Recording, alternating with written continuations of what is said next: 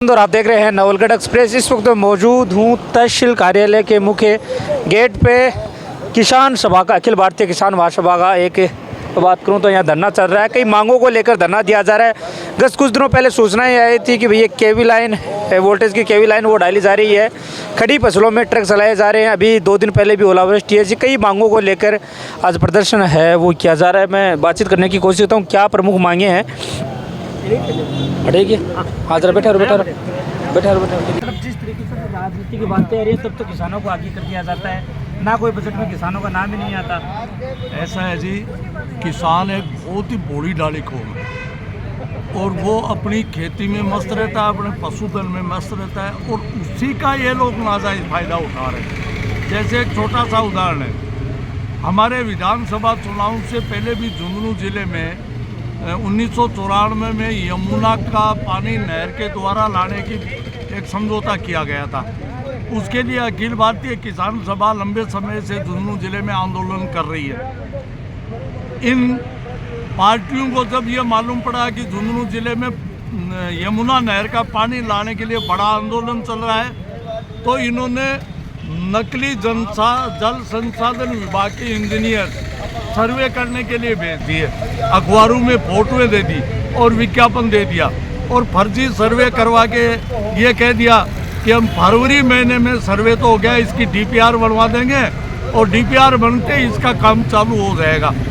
आज हालात ये है कि परसों जो बजट आया है उस बजट में भी उस यमुना जल समझौता 1994 का या दोबारा इस राज्य सरकार ने जो नकली समझौता किया हरियाणा सरकार के द्वारा, उनका किसी का जिक्र नहीं है। 1 रुपए का बजट भी नहीं है। यह सरकारें सिर्फ किसान को, गरीब को बेवकूफ़ बनाने के अलावा कोई काम नहीं करती है। इनका काम यही है और जनता, हमारे किसान हमारे बोले डाले तो इनके चक्कर में आ जाते हैं। अभी ताज़ा समय की बात है, कुछ गाँवों में जो ये लाइन डाली जा रही है उसमें भी ज़बरदस्ती खेतों के अंदर ट्रैक्टर ले जाएगी खड़ी फसल के अंदर।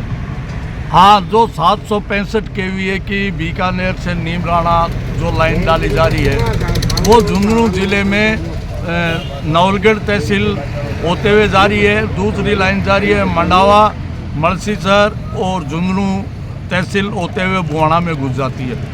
दोनों ही जगह ये 765 केवीए के लोग बहुत ज़्यादा ज्यादती कर रहे हैं किसानों के साथ, जबकि केंद्र सरकार ने जब ये इनको काम दिया है वो काम देने से पहले गाइडलाइन की है, जारी की है नवंबर 2024 में।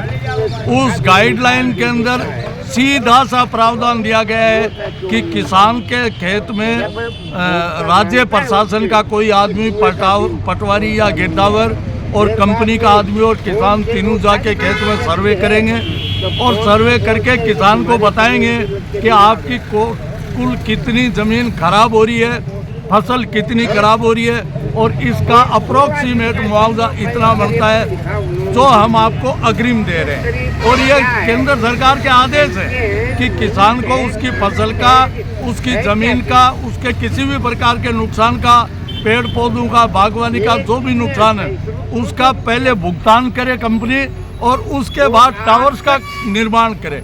जबकि ऐसा कंपनी नहीं कर रही है और कुछ क्या है कि हमारा जिले का पुलिस प्रशासन के अंदर कुछ पुलिस के कर्मचारी हैं या अधिकारी हैं वो भी मिले हुए हैं। शायद हमारे को लगता है वो भ्रष्टाचार में लिप्त है। वो भी गलत तरीके से उन लोगों के साथ जाके ग्रामीणों को भड़का रहे हैं। कुछ जिला प्रशासन के लोग भी हैं जो तहसील से जाते हैं, वो भी किसानों को जाके कहते हैं कि ये तो सरकारी लाइन है और सरकारी लाइन को आप विरोध नहीं कर सकते। हम अखिल भारतीय किसान सभा और 765 केवीए किसान संघर्ष समिति न तो सरकारी लाइन का विरोध कर रही है और न प्राइवेट लाइन का विरोध कर रही है। हम कोई इंफ्रास्ट्रक्चर के विरोधी नहीं है, लेकिन कानूनन 2013 के भूमि अधिग्रहण नियम के अनुसार किसान को उसके नुकसान का अग्रिम मुआवजा, पहले मुआवजा देने का प्रावधान है। वो हमारा मुआवजा पहले दे दो और उसके बाद काम चालू करो। हम किसी को मना नहीं करेंगे। बिल्कुल, कई मांगों को लेकर अभी पंचायत समिति के मुख्य द्वार पर यह धरना है, अनिश्चितकालीन धरना है वो दिया जा रहा है। एक बार विजुअल में देखें, कई प्रकार की लगभग 12 सूत्री मांगे हैं जो जिनको लेकर अभी ज्ञापन भी दिया जाना है। हाँ, हमारी आज की तारीख में 8 सूत्री मांगे हैं, जिसका कल हमने जिला कलेक्टर के ऊपर धरना दिया था। जिला कलेक्टर को भी ये मांगे बताई थी। जिला कलेक्टर ने हमारी शांतिपूर्ण तरीके से वार्ता की है और जिला कलेक्टर ने आश्वासन दिया है कि जल्दी में इन मांगों के ऊपर आपको और कंपनी के प्रतिनिधियों को और विभागों को बैठा के आपसे वार्ता करके और ये समझौता करवा देंगे और आपकी सभी मांगों का सम्मानपूर्वक तरीके से समझौता किया जाएगा।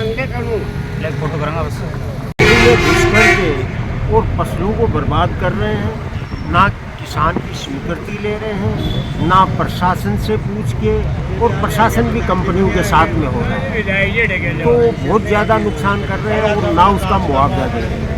जबकि केंद्र सरकार की जो गाइडलाइन है उसमें स्पष्ट ये लिखा हुआ है कि पहले किसान को एक मुश्त मुआवजा देंगे, उसके बाद में उससे स्वीकृति लेकर के काम करेंगे।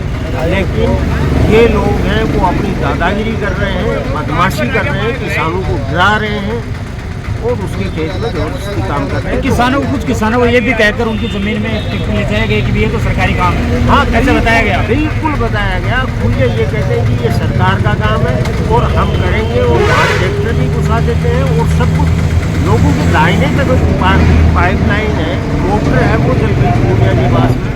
ये बहुत अपनी खुली दादागिरी कर रहे हैं। और भी बहुत सी मांगे हैं, क्या क्या? दूसरी हमारी मांग है कि 2022-23 के अंदर जो पाड़ा पड़ा था उसमें फसलें खराब हो गई थी, उस फसल का मुआवजा सरकार ने अभी तक भी नहीं दिया। तो उसके लिए भी कि भाई वो आज 3 साल होने जा रही है, वो मुआवजा आप क्यों नहीं दे रहे? कुछ किसानों के डाला गया, बाकी का नहीं है, तो वो भी हमारी मांग है। अभी तो किसान का बात बजट आया था, उसमें किसानों को बड़े बड़े वायदे भी किए गए थे। बजट में कुछ नहीं दिया। ये अभी आपके सामने उपचुनाव हुए थे, उपचुनाव के अंदर यमुना जल है, वो यमुना लाने की यहाँ बात थी कि हम पाइप लगा करके यमुना जल लाएंगे। इस बजट में कोई नाम है क्या? बिल्कुल नाम नहीं है। किसान गौण है, इनके लिए सिर्फ वोट देने वाला चाहिए। उस समय नारे लगाते हैं और वोट लेकर के अपना आराम से पूंजीपतियों के लिए काम कर रहे हैं, कंपनियों के लिए काम कर रहे हैं। एक हमारा परसों जो ओलावृष्टि हुई है, इसमें 5-7 गांव हैं वो काफ़ी प्रभावित है, उनकी टोटल फसलें खराब हो गई हैं। तो उनके लिए है कि भाई उनको मुआवजा। उन क्षेत्रों में प्रशासन द्वारा मौका मुआवजा किया गया, अभी कितना नुकसान हुआ, खराब हुआ है? अभी कोई मौका मुआवजा नहीं। कल कलेक्टर इस विषय में क्या कहेंगे?